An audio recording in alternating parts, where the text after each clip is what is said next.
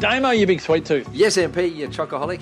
So Naughty But Nice, we're a hit at the Wellness Summit and I want more. Well, how does 20 recipes in their free ebook Heavenly Healthy Desserts sound, MP? Jeepers, Damo, I'm loving that. Or you can hop on down to their brand new cafe, Selection Cafe in South Melbourne, and receive 10% off your favourite healthy desserts. Woohoo! To do so, go to sonaughtybutnice.com/couch and fill in your details to receive your free ebook and discount voucher. That's www.sonaughtybutnice.com/couch. So Naughty But Nice, delicious nutrition. TheWellnessCouch.com, streaming wellness into your lives. This is Up for a Chat with Cindy O'Mara, Karen Smith, and Kim Morrison. Here we are, up for a chat about the hottest topics that are important to you, inspiring you to awaken the change within. I'm Karen Smith, and I'm the founder of Speakers Fast Track and Mindset Mastery. And I'm Kim Morrison, Creative Director and founder of 28 organic skincare and chemical-free oils and all sorts of yummy self-care tools. And a huge big tart, just saying, just got to add that, just got to throw that in. Sorry, couldn't help myself. And I'm Cindy O'Meara, nutritionist and founder of Changing Habits. And rockstar. Mm-hmm. Bear Grylls. I thought I was Bear Grylls. Come on. You are totally Bear Grylls. Okay, so we'll leave the rockstar title to Damien Christoph. We'll leave that one with him. Yeah, I think so. Okay, good you are. Right. Good.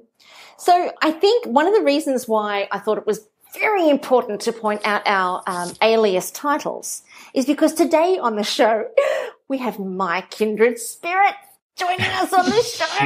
Yeah. So not only do we have the man who is the spiritual leader of the Wellness Couch on the show with us, but he's also, when you put us next to each other, we're twins. We are. We have great hair, we have great skin, and we are both hilarious. Welcome to the show, Laurence Tham. Well, I'm pretty excited. I'm very, very excited. That was a great intro. Thank you so much. I don't even know where to begin with this. So I'll just let you take it from here. Yeah, just go with the ride, Laurence. Strap yourself in, get ready. And the other thing about you two, you do not touch the hair. Oh, no. Yeah, don't touch the hair. No one touches the hair. Neither of them. You can ruffle mine, but you cannot ruffle Lawrence's. No, and do not touch mine, otherwise there shall be great slappings occurring. Great slappings. Hey, Laurence, I wanted to ask you straight into the show. I just, this is really, you're the first wellness guy that we've interviewed, and I am super excited, as are the girls, to have you on. We know your show only goes for half an hour, so you've got a little bit longer with us. But really, who was the brains behind the wellness show, or the wellness guys, and then the wellness couch? And tell us a little bit about you and how you got to being where you are today. Well, as long as those two don't listen, I'll just take all the credit and we'll go from there. So, you might recognize my voice. I'm actually the voice that you hear every single time you listen to these three girls before each show starts. So, and that's the voice now that's you can get to recognize. And the Wellness Guys really started, and Damien and I were just talking about this, and he has different memories to this. But basically, how this started was Damien and I actually started something called the Wellness Guys. We started on a project to help chiropractors on, I think it was on profile and increasing a profile and being an authority. And we started this program, and then we built this program. And it was fantastic. It was great. And then Brett and I met at a conference. I didn't know him at all. Damien knew him. And, but he wasn't there. We had dinner. We were both speaking at this event, and we had dinner together, and we just kind of hit it off. And so we said, hey, let's do a mastermind and, keep us accountable, after this dinner and this weekend. So we did. And so we actually started to come up with different ideas and how we can, create a business and so on and so forth. And then one time I actually listened to a podcast. This is going back about 4.5 years ago now. And I listened to this podcast, and the podcast I listened to was actually called I Love Marketing. And it was by two guys named Joe Polish and Dean Jackson. And they were about 3 months into podcasting. And at the time, I didn't know what a podcast was. And I listened to these guys one episode, and I thought, you know what? I could do this, right? So I don't know where that came to my mind. I said, I could do this. So I called up Brett. I go, what do you think about starting a podcast? And he's like, what is a podcast? And then and he goes, I had the same thought about starting a radio show of some sort. And that's what he said. And I'm like, oh, great. So the two of us, thought of some ideas, and then we went, who do we need? We need someone who's really good with regards to nutrition and stuff. And I thought, well, what about Damon? I worked on him with a different project.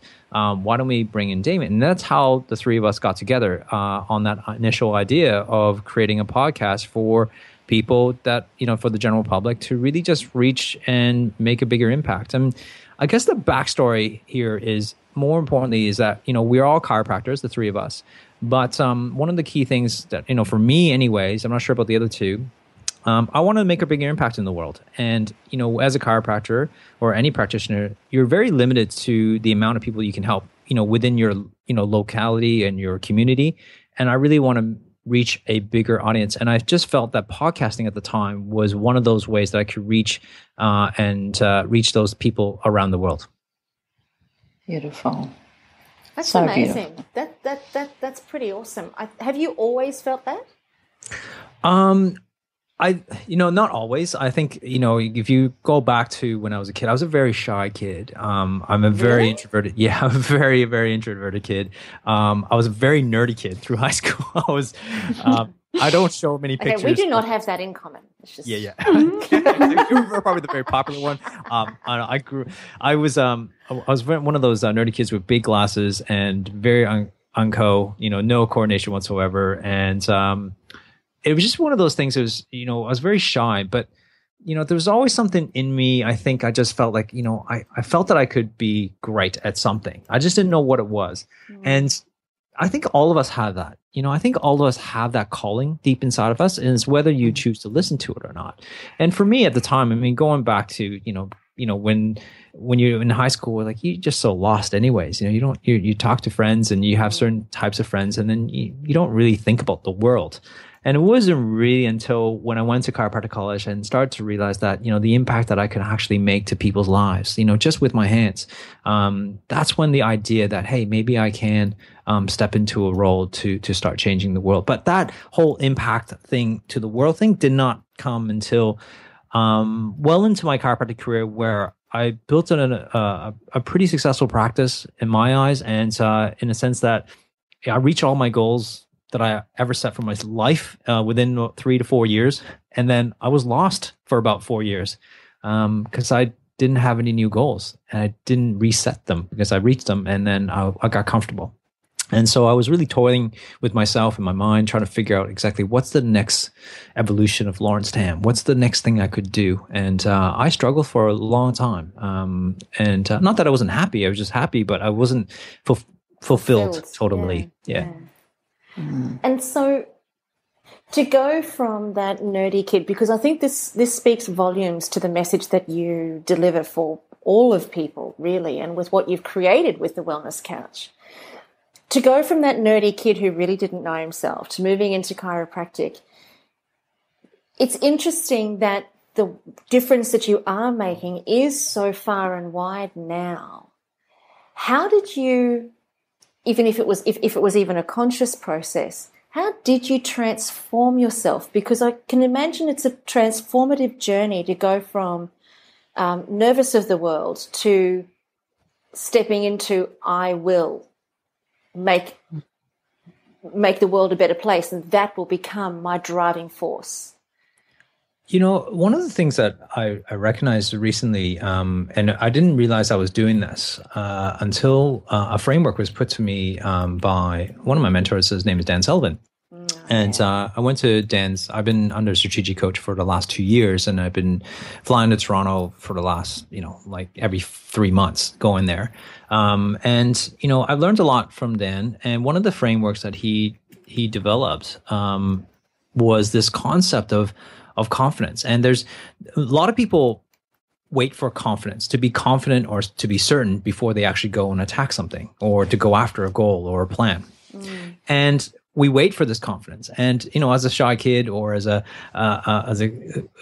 person who didn't think much, who had just a lot of self-doubt, I didn't have that confidence. So I was waiting and waiting and waiting. And it wasn't really until I decided to do something. Like I took action on something, and that's what's really important. It's about actually so the first, he basically calls it the 4 C's, and the first thing is actually commitment. It's actually about committing yourself to doing something, whatever that might be. You don't actually have to have the confidence before you actually act on something. And I thought that's actually quite profound, because if you look back on any of our lives, whether it be Kim's, world record holding event, she had to commit. She didn't know if she could do it or not. Like, she could tell herself she could, but really you're not going to theoretically know whether you can sustain that or not. You have to commit yourself to doing that, whether it be starting a business or, with Cindy, I've seen, your evolution of your business life and being able to, start one company or the evolution of your company. And you're just taking commitments after commitment. But the thing is that after you commit to something, what's the first thing that comes to most of our minds? It's actually fear. Right? Once you commit to something that's actually amazing. I'm not talking about committing to, like, I'm going to have lunch today, right? It's not, I'm not talking about that commitment. I'm talking about a commitment to, to your significant partner, or committing to something that's actually big. Like, so right now, I committed to something that I've never done before, which is something called the Spartan race. It's an obstacle race. And if you look it up, like, I've been known to be like Mr. Perfect, clean cut, that type of person. And I'm going to be throwing myself to some, 12, 13K, I think maybe it's a 14K obstacle course with hardcore, CrossFit guys, type of guys. They're just totally not like me. But I wanted to commit to something that challenged me physically, and I've never ran more than 6Ks in my life. Like, so, this, 12, 13K is going to be hard enough, but let alone you putting all these obstacles in the way too, And so I had to commit. So then there was fear. I still have fear. 5 weeks into it, 5 weeks to go. I'm very fearful. But then through this fear, eventually it's going to come around. Like 5 weeks is going to come, and there's going to be the day we're not going to have to be on the starting line, and I'm going to have to start. Well, sooner or later we develop the second C, which is courage. And once you commit to something, we have fear, and then the second thing we get is courage. Once you have enough courage to, jump off to do skydiving, or jump off to, do an adventure race, or jump off to start a business, or just put yourself and start a podcast, for example, then all of a sudden you start to learn how bad you're actually at it. Right. So you start to realize, like, going, man, like, this is really terrible. I can't, I got terrible mics, terrible. I can't speak, or I get nervous. I can't, I have to, everything's got to be perfect. And you just start to realize you learn so much. And I'm sure you girls are the same thing. I mean, you guys have been doing this for 3 years now. You start to realize that, hey, like, at the beginning, you weren't great at it. Right. And now just like, you started the show without even letting me know what the hell's going on here. Like, okay, starting, right? I think the right words were, "Are you okay for us to just have our way with you?" Yeah, that's right. And you said yes. I said yes. And I think so. So after courage, it's about getting some competencies or capabilities. And so then you learn through your mistakes, you learn through your lessons. I mean, if you go back to, say, the Wellness Guys, and you listen back to our very first, even 20 episodes, they were crap. Like, the audio is really terrible. The recordings are terrible, and probably, how I had to make sure everything was perfect. And I was, couldn't be able to riff like this. I had to, like, structure my sentences and, what I was going to say next, and so on and so forth. And so you just learn to kind of loosen up a little bit, and you start to learn, what you're good at and what you're not great at. And the same thing with speaking. I mean, Karen, you've been talking about, you teach amazing people to become amazing speakers. It's the same thing. It's just about, you commit yourself to a talk, and then you develop the courage to actually stand in front of all these people. And then sooner or later, you're going to start to learn the finer skills of becoming a speaker and becoming a master speaker. And that comes with time and comes with experience. No one hits a home run in the very first time they could do anything. It's very rare to do that. And then once you've done that, once you have you have your capabilities, and through that time of experience, then you develop the last C, which is then your courage. I'm sorry, then it's the actual, the confidence, the last thing, which is the last thing that comes. So we started this conversation about thinking that we all have to wait for confidence for us to do something. It's actually the last thing that gets developed. And if you think about that concept of, if your confidence comes last, then you have this certainty about yourself, and all of a sudden you allow yourself to go, hey, maybe I'm ready for the next challenge. And I think that's the evolution for all of us. I mean, if you look back 10 years ago, for all of you, you probably wouldn't have thought that you'll be as far as you are in terms of business, relationships, or life 10 years back, 10 years forward, because you've taken a lot of commitments and you've taken a lot of, developed a lot of courage, you developed a lot of capabilities that you wouldn't have had. And then through that time, you developed a lot of confidence. And through that confidence now, they made you do more and bigger challenges. So good. So in terms of, I guess in terms of what you've created, how have you, do you ever take time to reflect on what you've created and the majesty of what you've created with the wellness summits, all of the podcasts that you've got on the show right now? I mean, how many podcasts have you got on the couch right now? I think I just checked today. I think we actually just have a brand new one starting today. So 17, I think there's 17 shows on the network from my accounting. To answer that question, the reason why I didn't even know the number is because I actually haven't sat down and thought about the things that we have created. I don't want to take credit for this because Brett and Damien has, the three of us have really started this, and along with Marcus, Marcus has been able to expand the network that we started. And I had this thing with my wife I would talk to her about a lot, is that I'm a very future kind of paced type of person. So, I think more in the future rather than the past. I don't remember a lot of things in the past. I can't even tell you what I did yesterday. Where she's a past thinker. So she remembers everything I've done wrong in the past. How terribly inconvenient. Yeah, she's remember that time from 15 years ago? Oh, no. Where my headspace is usually in the future. So I don't really look back too much on the past. I will say that the times I've actually looked back and go, when we were with you guys, when we were at the Wellness Summit, that really hit me for the, every time we've done the summit, but this time for some reason, when we were standing in front of that stage, in front of 700 people, and the people that came up to us and even to every single one of you guys to say thank you, and how their lives have been transformed, and the tears and the hugs, that's when you start to go, wow, like really? Like, I can't believe that, we did this. We, all of us have a part in this, and making this a reality. And for those people, their lives have been changed because we decided to do something. We decided to commit to something. We decided to develop some courage and go past our fears. We decided to learn some stuff and continue on our journey and develop more confidence in doing it. And, each summit had gone better and better simply because we've done that. I think so I do reflect it, but only for a very short period of time. I don't like to sit there and go, wow, like this is great, and then I just live there. I kind of like go, wow, that was great. What's next? I kind of look forward to like, what's the next thing I could do?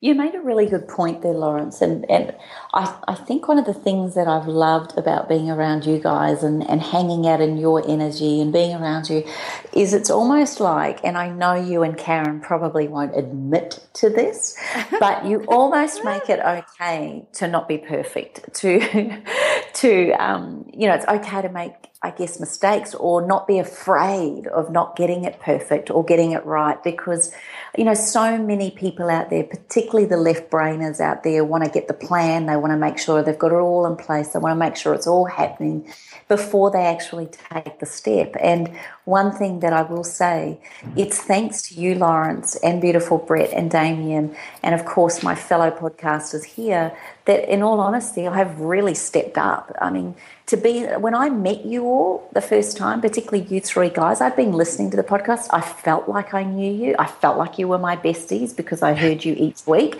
And then when I met you, I was awestruck to be in your company.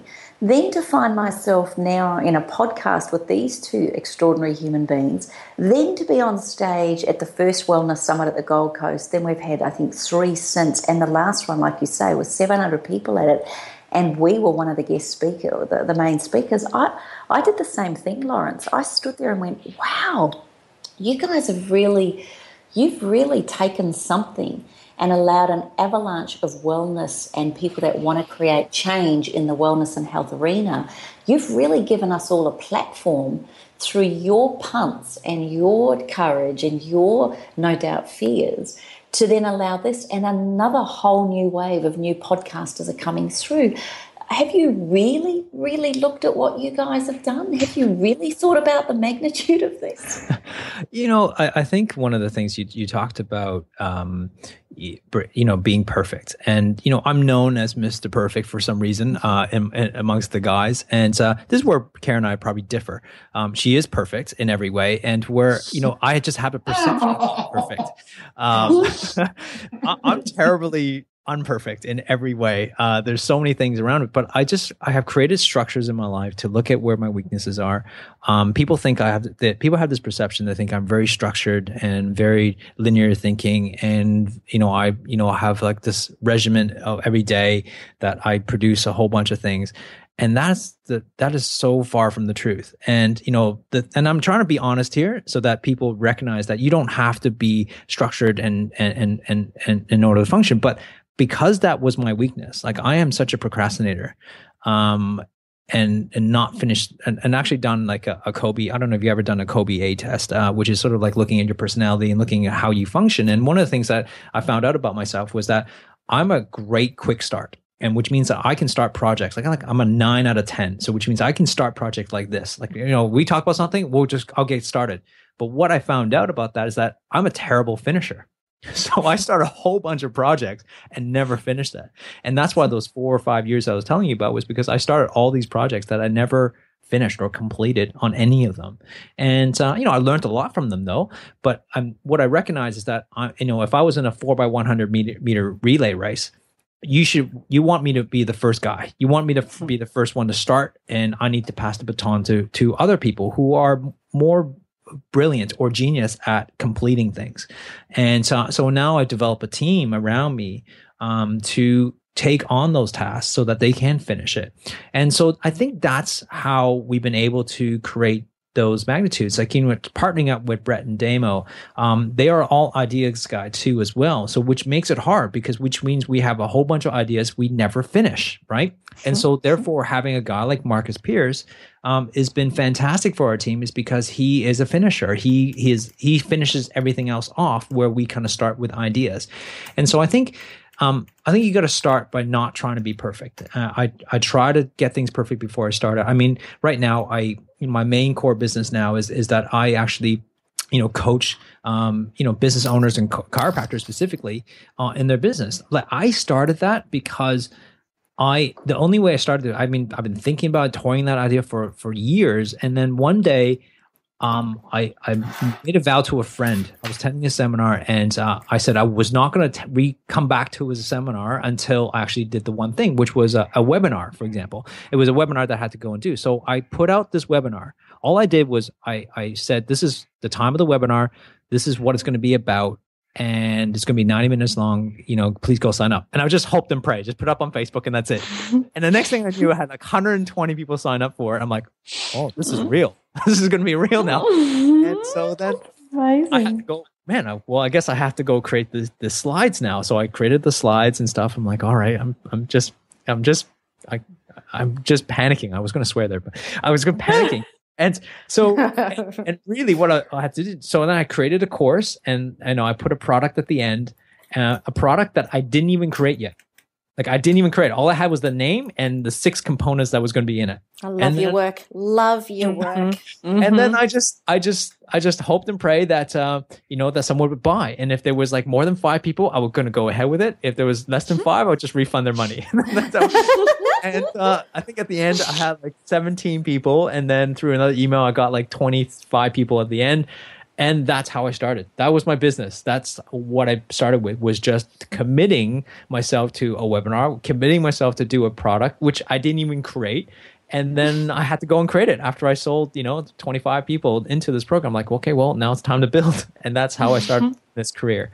So, going back to what you said about impact, well, my thing is about impact. It's always been about, I get to help chiropractors now, better their business, because by doing so, by the way, being, fulfilling and seeing more clients, which means they're helping more people. And those impact are sort of an extension of who I am now. And I'm really thankful for that, to be able to be able to translate not just the people who I'm adjusting on my community. I'm now able to transfer my skills and I guess my genius to other people that are 2 or 3rd generations down, I guess, in terms of the impact. So, Laurence, what's your message to the world? Like, what's your thing? What are you all about? I'm still fine tuning that. I think, I think in the past, when I was growing up, I'm 40 years old now. So I look at my parents. I look at my parents. They're a type of people that in that generation was about getting a good job and you staying with that company. I think my dad probably went through 3 or 4 companies, and he was sort of that entrepreneur mindset as well, but never started his own company, worked for companies all his life, but he would stay in a company for 10, 15, 20 years. And I think my generation is about we go from maybe 5, 6 different companies, or you go to different changes, and the generation below me, they're changing probably every 3 months, and I look at that and seeing that the world is changing at a very, very rapid pace. And I think in the past you're kind of defined as, oh, who are you? Well, I'm a chiropractor, and then that's it. And I'm not sure that that's true anymore. I think that you can be more. My good friend and mentor Matt Church, he talks about, like, it's about, you can do a whole bunch of things, but all of those things is it's all kind of connected by one key word. His is about amplify. And I looked at my life and go, okay, what is it? Like, I'm a chiropractor. Yes, I am. I'm also a podcaster. I'm also an entrepreneur. Also, the founder of the Wellness Couch with 17 shows. I'm also a coach for chiropractors, and I also have impact on other people's lives in many areas. And I think the key word for me is impact. If I had to define one, if I had to just nail it down in everything that I do, no matter whether I'm a chiropractor or whether I'm a coach or whether I'm just a podcaster or just talking to you guys now, is that it's about impact. I want to change people's lives, and it doesn't have to be through one thing.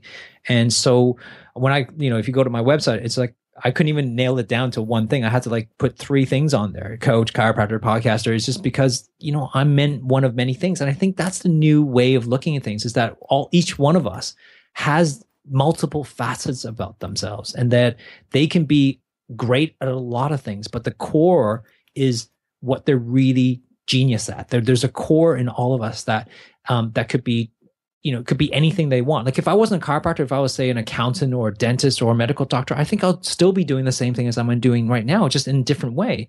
I see chiropractic as a vehicle to express who I was, who I naturally am, rather than, I am a chiropractor and that's it. I think now, my message, I think, is about that.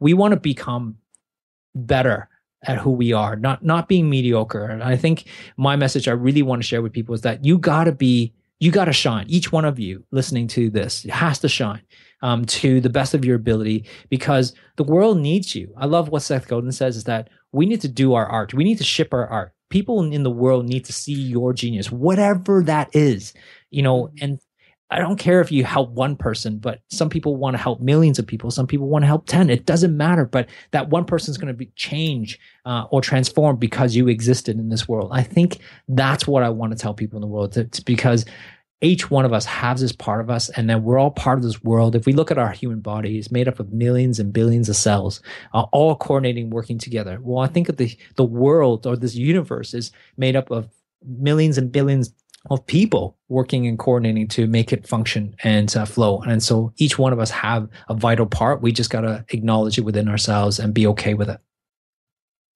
What's your wife like? What's your wife like? I mean, seriously, is this what, do you hop into bed and just kind of talk about how perfectly perfect things are, and just how incredibly planned and how good you are at studying? Is she the finisher? she completes me. Sure. Kimmy. She's Lawrence. Yeah, I've totally missed that one. I should have expected that when you went to the bedroom. You should have. Oh my God, Kim Morrison. I'm surprised it took 28 minutes for you to actually bring that up. Yeah, it's true. It's taken a lot longer than normal. I'm serious. My wife is amazing. And I think this is the dynamics. If you look at human connections and human relationships, it's very interesting. I find it fascinating. As a chiropractor, I look at families. I see a lot of families, and I look at them, and you really start to recognize how families complete each other. When you look at a male-female relationship, or a female-female or male-male, it doesn't really matter. But if you look at a couple, partners coming together, there's usually the couples come together because they're exactly the same. They're usually not, right? There's obviously similarities, but there's also strengths that one person has, which is the exact opposite of the other person's strengths. And because they need that a balance between that in that family. And what's interesting is that if you look at once they start having kids, that kid, the first child usually is so different than the second child, because it's almost like they almost has to have that balance. And we'll take sleep, for example. If your first child was, slept really, really well, the second child usually doesn't. It's like creating that balance. It's the false sense of, everything must be perfect. Everything that what we done was right with the first child must work on the second. It's just totally different. Look my kids, between Kai and Christian, like they're completely different. Like Kai is like this princess, she's like this beautiful, gorgeous, feminine energy and power. And she's, brilliant and smart and she's fantastic. But Christian is like the opposite of, like, he's just gung ho. He's such a boy, and he's doing, I don't know if you saw the video, recently he's doing burpees and, he's doing all this crazy stuff. And that's who he is and his personality. And I think, in any relationship and partners, me and my wife, we are very different. Like, she's very organized. She's so organized to everything. Like when we met when we were 21. So, when we were going through university, she would have studied well in advance for an exam, say probably like, a month in advance before the exam started. Once she got the schedule, she would have it all ready to go. And the day before would just be a cruisy day, where I'm the guy who's studying as we're walking into the exam room. I still have my books with me, trying to cram the last little thing that hopefully my brain will suck in. That was me. Like, we are very much alike. I did not there know you go. I did not know that about you, my friend, but that's me. Just saying. We're more alike than we thought. Well, it's funny if you look at other people's relationships. It's amazing, isn't it? Is that there's a lot of similarities between people, obviously with friends and partners, but there's a lot of differences amongst them, and it's about that fine balance. And I think going back to what I just said before, in regards to the world and the universe, is that we all have a role because we all balance each other, and I think we need to have that. And I love what DeMartini says is about there's no good or bad. There's no good or evil. It needs to have the both. And it's about living in the synchronicity of both sides and not living in one side over the other. And that's why, Kim, when you ask me, do I think about the impact? Yeah, I do think about the impact, but I don't live there for very long, because I know if I live there for too long, someone's gonna knock that over and say, hey, you're not that special. It's like, when you come back from a wellness summit, like 700 people, you fly back from Melbourne, you're on this plane ride going, oh man, that was a buzz. It was fantastic. You're making impact. But if I don't balance myself between the plane ride and the drive home, the first thing that will happen is that my wife is going, well, the kids were been crazy the last 2 days, and she would just balance me to bring me back to earth. You know what I mean? So I have to bring myself back to earth so I don't actually have to deal with that situation. And thinking that I'm not that special. Actually, we did a podcast on this. We questioned our influence. I'll never forget this podcast. We were coming back from an outback country town, and we were talking about, well, have we any influence on anybody? And we actually came to the conclusion that we didn't, that we were we felt that it was a planned world in a way, and that we were put into each other's lives in order to get information to somebody, and it's up to them whether they choose to go with that or not.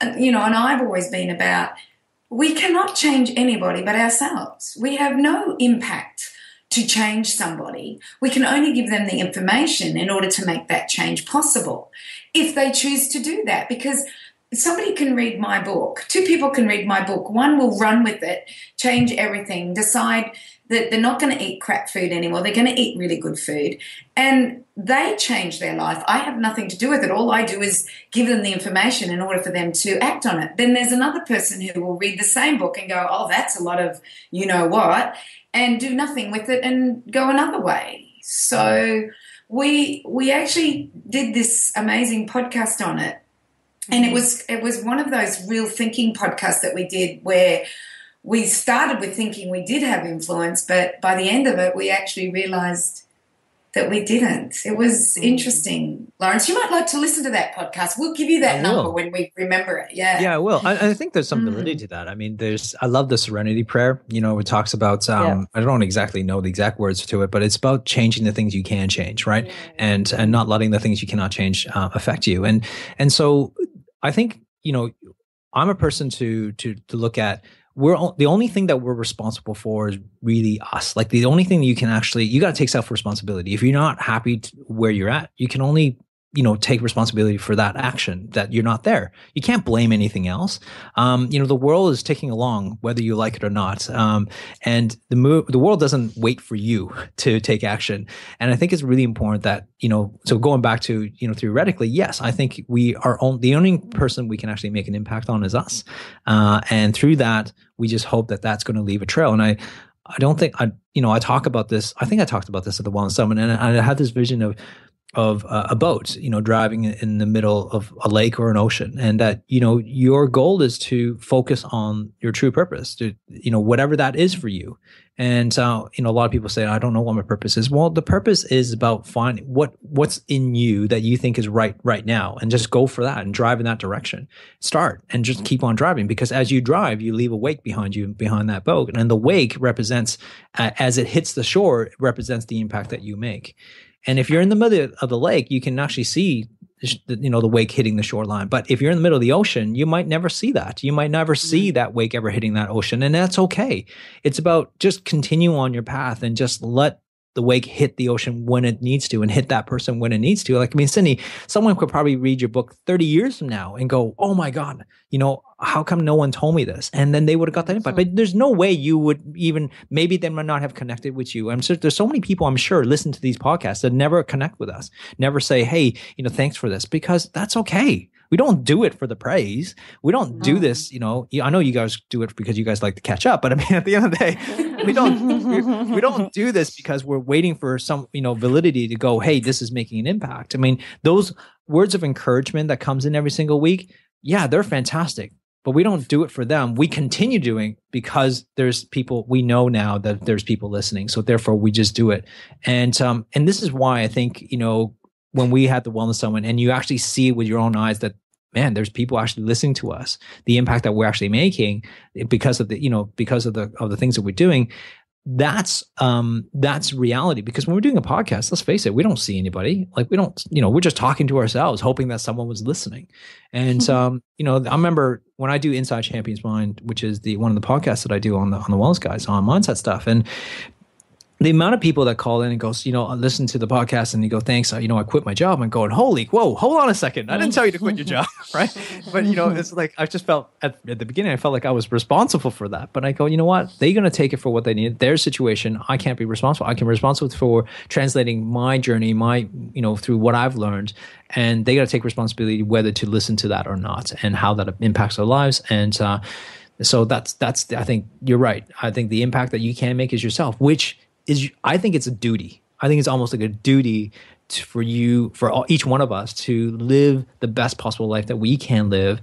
And if you're not satisfied with your life right now, then take that responsibility that you put yourself there. You made the choices to get there, and that's harsh. That's hard reality. But at the end of the day, that also means, though, that you have all the possibility to change that in the future, right? So I think once we own that responsibility, then not blame anybody else and stop becoming a victim, we also then although it sucks to know that, but at the same time, it gives us the power to change the future, and all the decisions that we can make in the future moving forward is a collection of all the decisions we made in the past, and the destiny and the legacy that you're going to create is all those decisions made up together.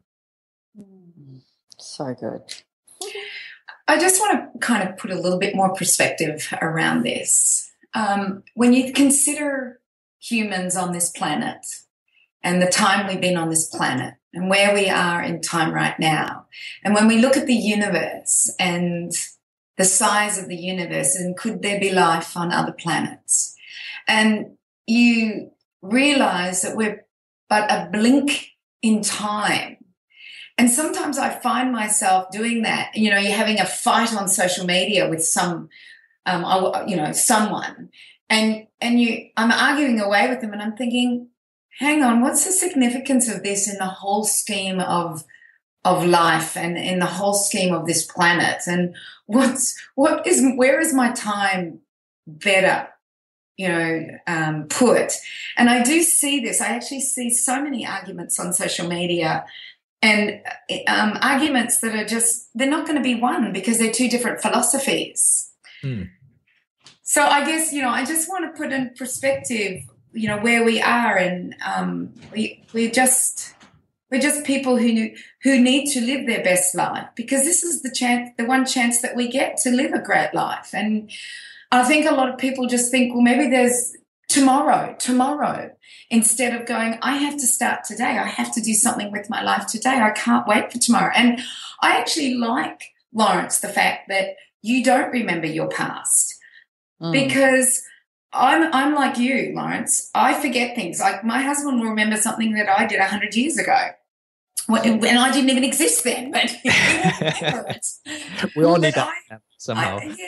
But I remember. I don't remember the bad. I remember the good that happens. And he'll say to me, "Don't you remember that person did that?" And I go, "No, don't remember it at all." So I guess you're right. There's goods and bad in having both of those perspectives. But I think it's good to look to the future, keep in the present, as our beautiful Karen Smith always says. Pretend there's a wall behind you and in front of you, and just look what's happening at that present time. I think that's beautiful. I think it's also important. We get, because I'm such a future person, I have to remember. That's why my wife grounds me, right? She pulls me back in the past and go, hey, it's about remember that decision that you made, say a few years ago, and how that translated. And the thing is that nothing's ever bad. It's only ever a loss if we don't learn from it. Right? It's a lesson that we need to make, whether it be we lost, money, or we had a bad relationship or whatever. Like, if you learn something from it, then you can actually take it with you moving forward. And I think it's important to have that looking in the past when you need to. Like, for me, it's like driving a car. It's like you glance at the past once in a while, right? You don't need to look there constantly, because otherwise you're going to get into a car accident. I love to look in the future constantly because of where I'm going, but the present to me is the dashboard. Like, once in a while, I need to be present. I need to figure out, like, what speed am I going at, what RPM I'm going at, how much fuel do I have. It's a glance for me, and because I'm such a future person, I need to pull back into the present and be in the now once in a while to make sure that I appreciate. And that's where, going back to what we said about appreciating the influence that we've made or the impact that we made. That's about taking time. But but also I think it's a balance of making sure in the future, the past, and the present, you have to be in all three spaces. But one of us, most will naturally gravitate to one or the other. But for me, the future is where it's at, because I think the potential is very important. I still remember when we first came to Australia, it was going back 13 years ago, and my wife used to just hate it with me, because every time, I'll go on vacation, and we go on vacation at dinner time, like, so what's our goals for next 2 years? Or what if life would be like this? And she was just going, would you stop talking about the future and just appreciate where we're at? We're in the middle of Thailand, or, wherever we're at. And, that's just how I gravitate, and that's how my mind goes into the future so much. So, and she grounds me. I think so. It's important to appreciate the now. I love it. I think everybody needs to have one of those people, don't they? I think because it's very easy, especially when you are that kind of person that is future focused and is, for me, I see that I'm a dreamer, and it's not so much a dream as if it's something fictitious. It's a dream as if it's like, okay, I know that where I am sitting right here, right now, today is a result of my accumulated past. So what am I going to begin creating today so that I will be sitting in another position and look back and say, that's a result of my accumulated past? So I look at it from a similar sort of perspective, and that's when I just allow my imagination to let me dream big and not really hold myself back, so that then what I'm doing in the now is all pre-sending, if you like, a new present. for me, which I get excited about. It really gives me goosebumps. It's very exciting stuff. I love it when you do it. Oh. So, Laurence, what is next for you? I mean, what do you have on the radar? Well, that's interesting because I'm at the moment of just creating things at the moment. Like right now I'm evolving and changing in my business right now in terms of, the way I sort of take care of the chiropractic community. I love the chiropractic community. It has given me a great platform to do what I do now. And I want to make sure that it survives its present state at the moment. Right now we're going through a massive I guess conflict within the profession and outside the profession. And I want to make sure it stays strong. I think a lot of young chiropractors and some chiropractors are just kind of getting lost touch with time.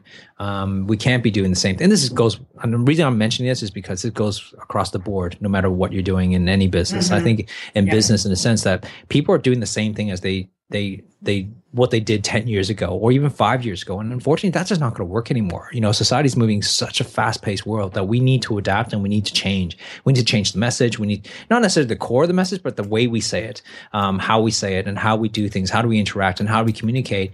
All of that's changing. And, I heard something today in a podcast is that, we're in an ideas world. In a sense that ideas is the commodity. It's about each individual, because really it's not about knowledge anymore. I mean, I'm going to divert here a little bit, but you look at my kids, they're 7 and 4 years old now.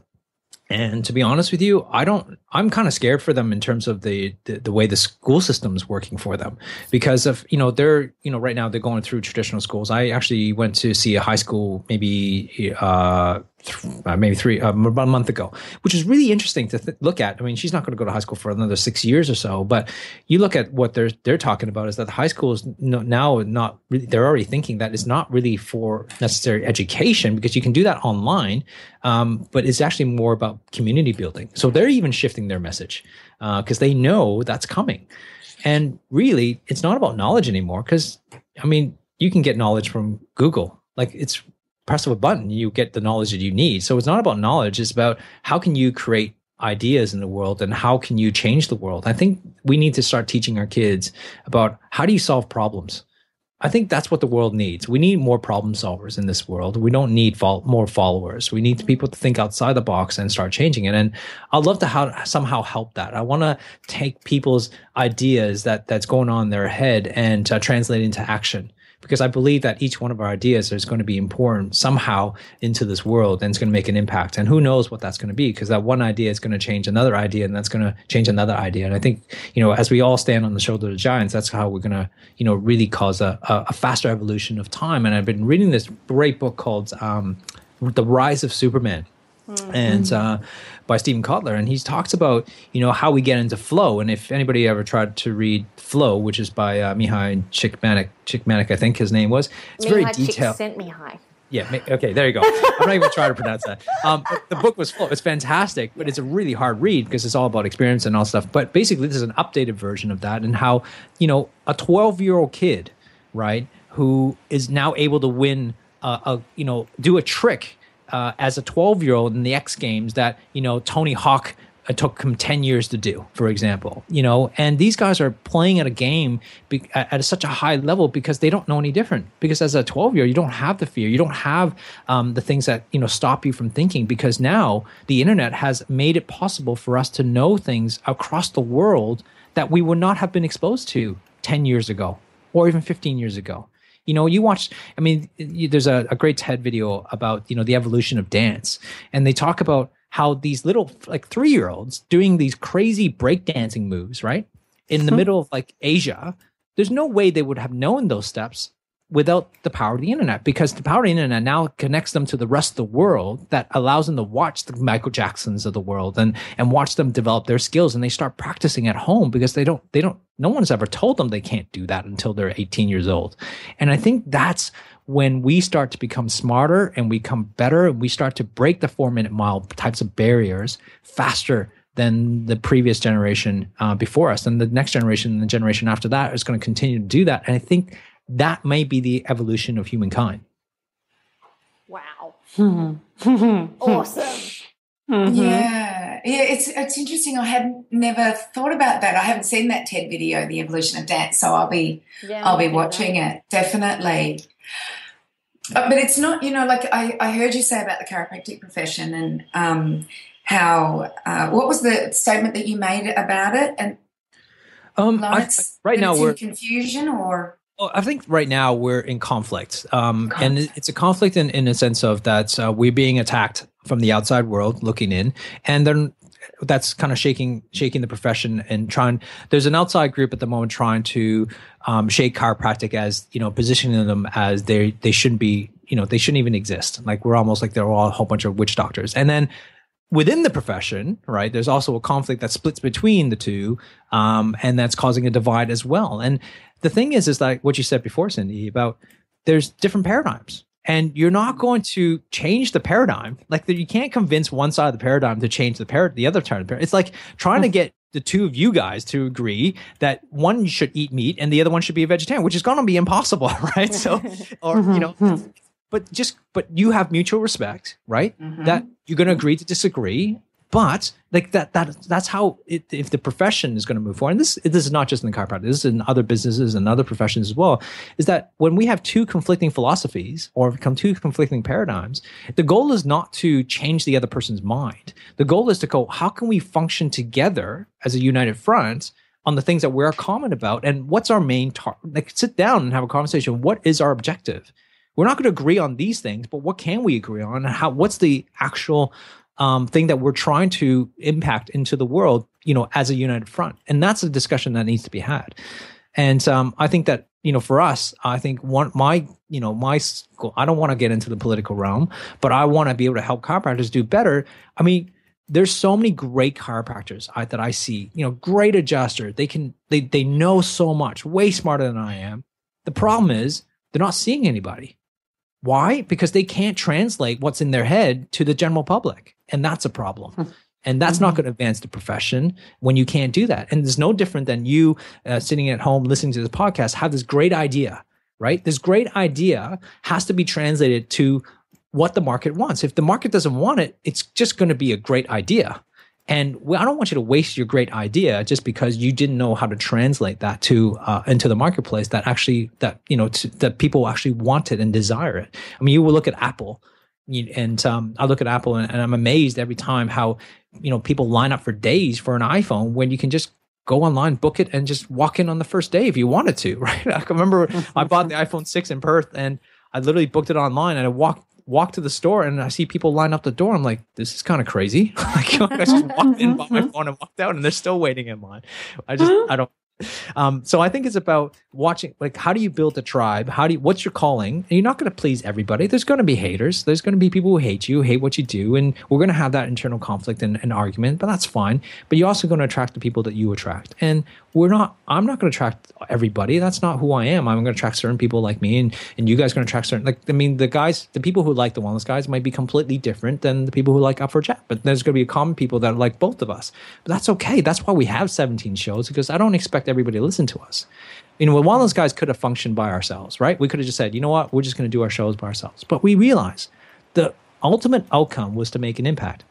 Well, if the ultimate outcome is to make an impact, then we need to get other people on board. Other people with different opinions, different voices, and they would hear it from a different perspective. And that's why we called on you guys, right? I still remember the conversation I had with you, Cindy. I remember where I was and calling you and then talking to you about, the potential of you joining us on the network. You were our first person that we thought of. And then you said, yeah, there's two beautiful girls that I would love to kind of connect with. I'm like, okay, well, if you trust them, then I think I can trust that, hopefully, right? And obviously we met and we just formed a great relationship and to do what we do now. But I think it's about, look at personal development. Karen and I are probably really into the personal development side. But the messages, the core messages in personal development really is the same when you slice it, but it comes from different people and you hear it from a different way when you hear it from the Dalai Lama versus a DeMartini or hear it from Tony Robbins.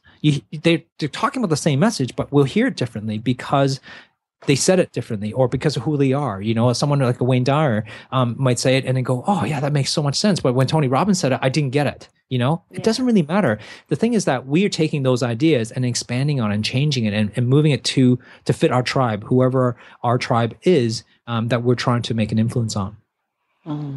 So well said. Oh, I had so much I wanted to say on, the whole of the. I don't know. We must be finishing up, aren't we, Karen? But yeah, we're right on time.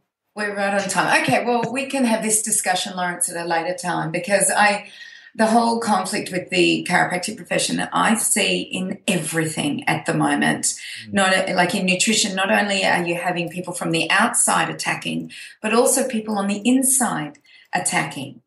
But I also believe that paradigms or philosophies, whatever it is, are both needed. So if we look at the philosophy of vitalism versus mechanism in food, as well as chiropractic and everything like that, we look at if we look at vitalism as far as the nutrition field goes, and our vitalism is looking at whole foods and eating whole foods as opposed to looking at the fats, the salts, the proteins, and things like that. That's all very well and good if we're looking at people on the outside of a hospital. But let's say we're now in the hospital and someone's got esophageal cancer or throat cancer. They can't consume whole foods. So then we have to look at the macro and the micronutrients. We have to look at it mechanistically. And so while one is the way we live our philosophy, I also realize that we also have to look at the mechanistic ways of food as well. And let's look at chiropractic. So let's look at the vitalistic view of chiropractic, where we're looking at the force, the innate intelligence of the body, and stop interfering with it and give it what it needs. And chiropractic has always had that philosophy. But then let's look at the mechanism. If I've chopped my leg off, the last thing I want is a vital force. I want someone to put my leg back on.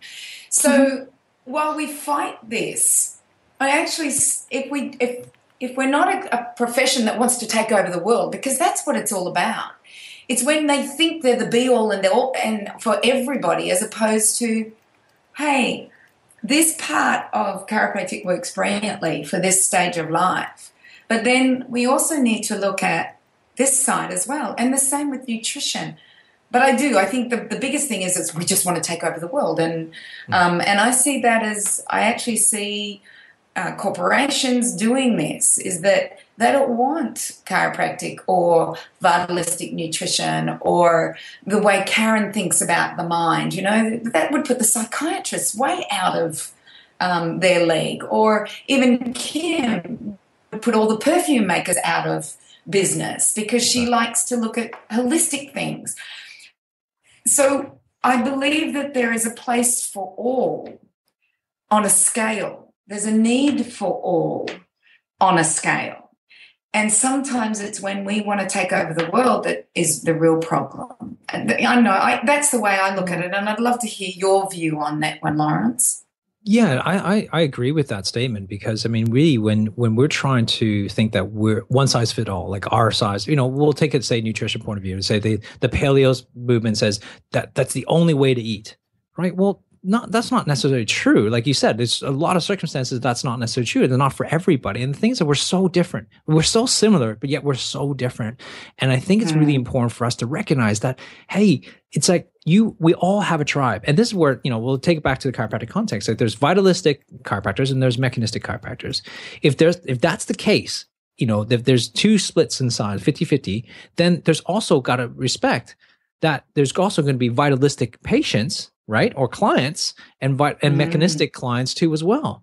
And so I don't really care personally who I see, but I got to recognize as a chiropractor, if I was a smart chiropractor, I got to need to recognize what kind of client am I dealing with here? Does this person actually believe in vitalistic, or they actually believe in mechanistic? Because you can't believe in both. It's one or the other, because they're conflicting paradigms. So therefore, you got to go, well, doesn't necessarily mean I can't help if I was a vitalistic chiropractor, it doesn't mean I can't help a mechanistic client.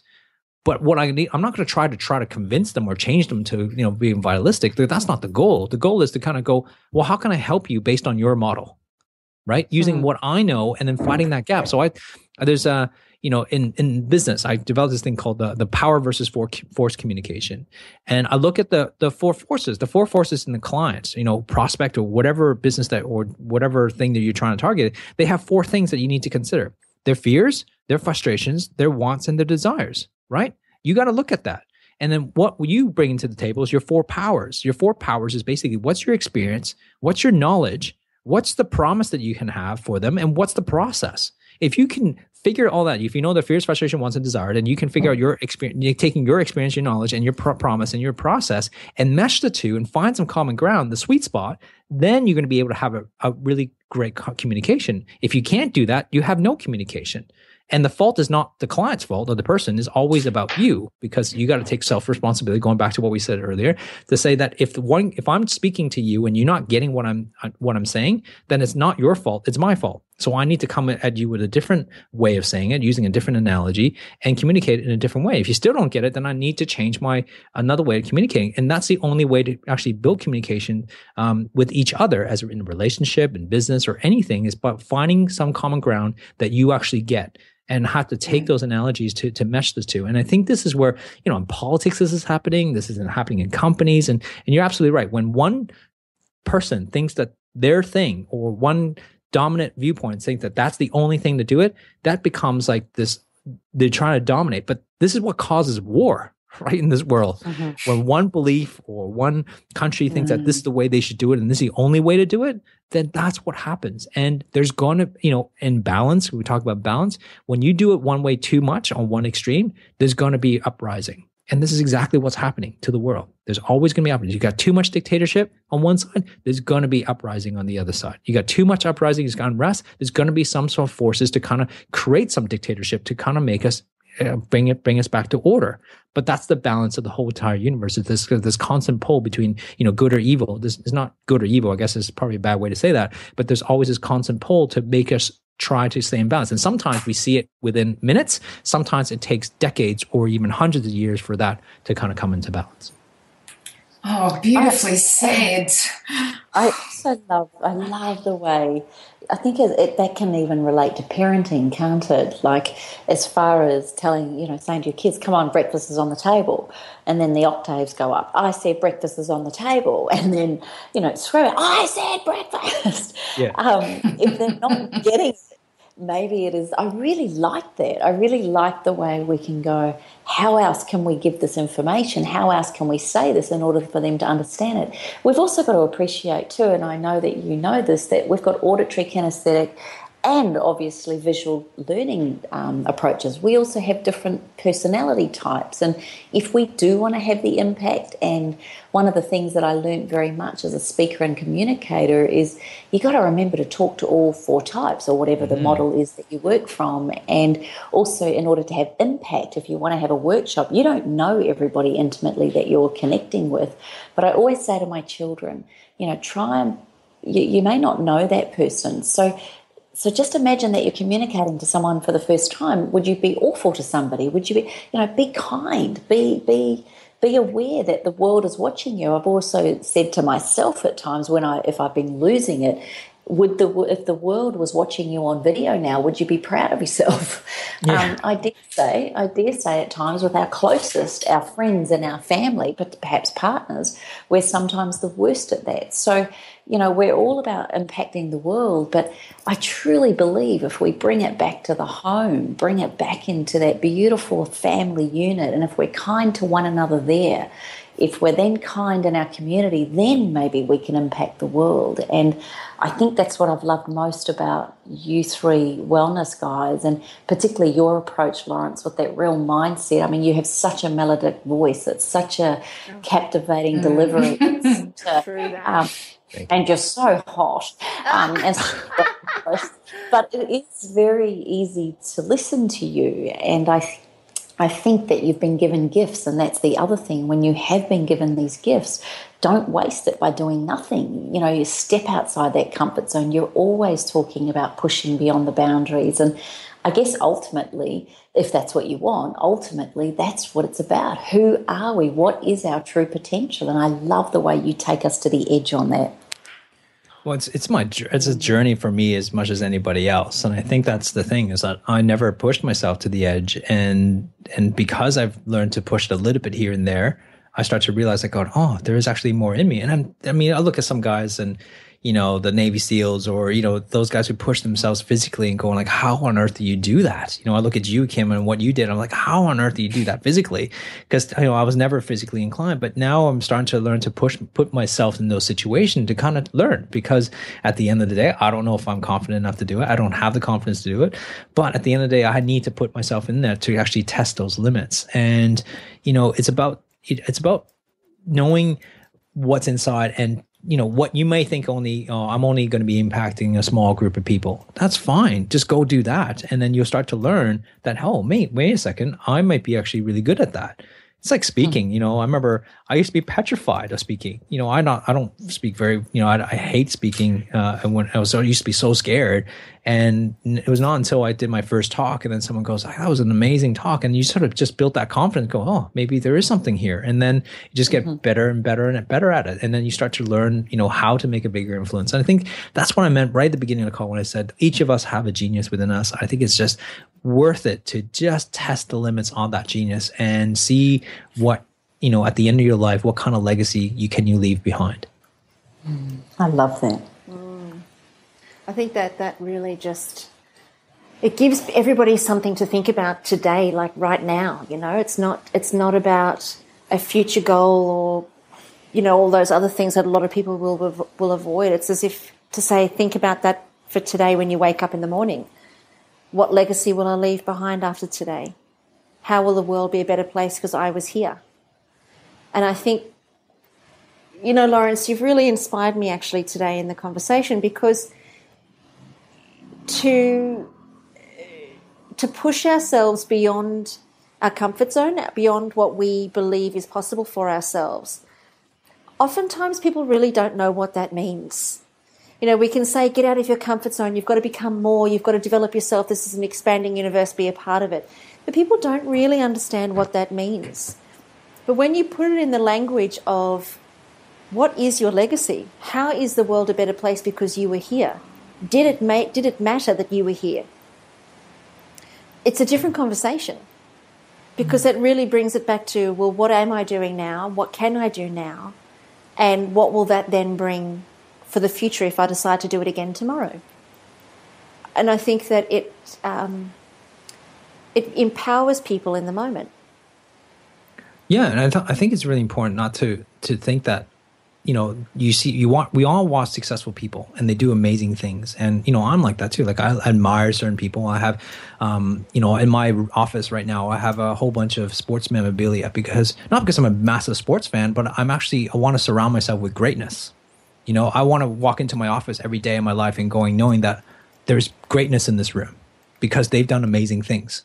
And they put their hands on that ball when they signed that. Muhammad Ali, I have a boxing glove of Muhammad Ali and it's signed because I know he touched that at some point in his life. And I want to surround myself with those greatness. And I want to be able to tap into some of that greatness. Now, what I want to say here is that doesn't mean that I do this every day. Doesn't mean I actually live for legacy every day. I wish I could, right? But at the same time, it's like life gets to you. And it's about reminding yourself at the end of the day and going, there's actually a great thing that I actually been doing, an exercise that I've been doing every day is going, as soon as I wake up, how can I be a champion today? And that's the question I ask. How can I be a champion? What can I do today to become a champion? What characters or skills or genius I can bring up to the table to become a champion today? And at the end of the night, before I go to bed, I go, how was I a champion today? And I think that exercise really helped me, because all of a sudden, like when you wake up, it's like first thing in your mind, like, okay, it's about how can I bring the best of me show up today? At the end of the day, it's being thankful for the things I actually did show up, and not, don't stress about the things that you didn't show up, but let's talk about the things that you did show up. And if the day you ended up the day not doing the things you wanted to do, that's okay. Don't beat yourself about it. There's going to be another day, right? There's another 24 hours tomorrow. And I think it's important to kind of just recognize that all of us are human, that all these successful people in the world were successful not because they were great all the time. They were great in those moments, but it's those hard working training hours that led to those moments of glory. Those hours and hours of training. Some were great and some were terrible. I'm sure some of them decided not to train on certain days because they were just too tired. And it's okay. Is being okay with that and just move on. And the greatness will come rather than focusing on like, was I great today? Oh, that wasn't. Then you beat yourself up about it. I just hate that. I would just say, just move on. You had a bad day. That's okay. We all have bad days. What are you going to do tomorrow? Thank you, But Laurence. so many people just beat themselves up, and that's the problem. We've got to stop that. So, yeah, well said. And everything is perfect as it is too, you know. And if something feels like it was a bad day, well, you don't know. You can't know if it's going to be if it was a bad day, because perhaps there was something very purposeful in it that will unfold or be revealed the next day or the next day or the next month. We can't know. And contrast is just as much a part of our experience as bliss is, you know. It gives us that relativity. Laurence, this has been an awesome conversation. Oh, thanks. It's been fun. Thank you. Can't believe Thank you so now I can much. see why you guys can actually lead to our conversations. And we haven't even gotten started with you yet. Wait till the next one. Oh, this has been fun. It's been great. Thank you so much for having me. And I really appreciate what you girls do and the conversations you have. And I know the impact that you guys make, because I hear them from the audience all the time. You know, from talking to people and they get so much out of your conversations in their daily lives. And I think it's just so important to talk about these issues. And because a lot of people just don't have friends or colleagues or family members that can discuss things like this in this depth. I don't think I've ever discussed any of this stuff in this much depth, actually, in anything that I've done, because we never dive deep into it. I guess we did because of the time thing, but it's great to have this natural conversation and think about these things, because then it allows people to think deep about their life and also their lives, and actually then start having conversation with their friends and have those conversations, because that's what we want. We want to be able to stimulate conversation rather than saying this is the right way to do things. I don't think there is a right way. Just go and try it out for a while, take on that mindset and see if that works for you. And if it does, great. If it doesn't, that's okay. Just try something else. And I think this is why I love what you guys do. And I think that's where people are getting so much power from you girls, is simply because you just, push the right buttons and talk about things and bring up issues that no one wants to talk about. So thank you so much for being who you guys are and doing an amazing podcast. Oh, we love you. And is your voice getting a bit scratchy while we're talking? It's like we talk about, Kim was just saying about the impact before. It's like, it's start to recognize going, wow, you guys are doing amazing things. And when you start to really appreciate that, it definitely, humbles me, and that I get to associate with you guys all the time. And it's been fun. It's been a great journey. I'm looking forward to the years ahead and to see where this leads. Who knows? Oh, how awesome. We love you, Laurence. You're amazing, and keep up the incredible being and work that you do. Thank you. Yeah. So hopefully everybody who's listened to today's podcast has just fallen further and more deeply and madly in love with Laurence. He's just a gem of a man, just a gem. So if you guys have got any comments or questions that you'd like to post, go to allthewellnesscouch.com/up for a chat. You can also post your comments at allthews.facebook.com/up for a chat. And if you wanted to reach out to me, Laurence's little alter ego female over here, it's allthews.karensmith.com. And Laurence, tell us how people can get in touch with you, my friend, and how do we follow you? Yeah, well, I guess it depends on who you are. And you can find me on The Wellness Guys. Obviously, you can listen to me with Damien and Brett, and where they, take the piss at me every single week. Or if you want to hear my journey and how I'm going through life and my mindset stuff, you can listen to Inside Champions Mind. For me, the best place to get a hold of me, I guess, if you go to laurencetham.com, that's LAURENCETHAM. That's sort of where you can that's my sort of very generic website where you can kind of guide, go to wherever you feel, whether you're a general public person who just wants to find out more about me, or if you're a chiropractor, then you can kind of go to other websites such as Drive Your Practice. So, I'm just search me up on Facebook. I'm happy to connect, and happy to just talk online, and that's where I'm at. Perfect. And if you want to follow me, you can just go to 28.com. That's 20 spelt out TWENTY and the number 8.com. We have some great events coming up, so you can look to us on there, and also on Instagram and Facebook under Kim Morrison. And if you want some wonderful Fawcett foods, Fawcett standing for foods that are organic, sustainable, ethical, and trusted, then please go to changinghabits.com.au. Awesome. Awesome. Well, this has been an absolutely fabulous podcast. So thank you, everybody, for tuning in. We hope you have loved it. Thank you for being a part of the journey with us. And we're going to see you here, same time, same station, where you get to join us on Up for a Chat and become part of the ripple effect that's changing the world. We love hanging out with you on the ride. Bye for now, everybody. This has been a production of TheWellnessCouch.com. Check us out on Facebook and join in the conversation on Facebook.com/TheWellnessCouch. Subscribe to each show on iTunes and check us out on Twitter. The Wellness Couch, streaming wellness into your lives. Whilst the Wellness Couch presenter endeavor to provide accurate and helpful information to their listeners, these podcasts cannot take into account individual circumstances and are not intended to be a substitute for health and medical advice from a qualified health professional. You should always seek the advice of a qualified health professional before acting on any of the information provided by any of the Wellness Couch podcasts.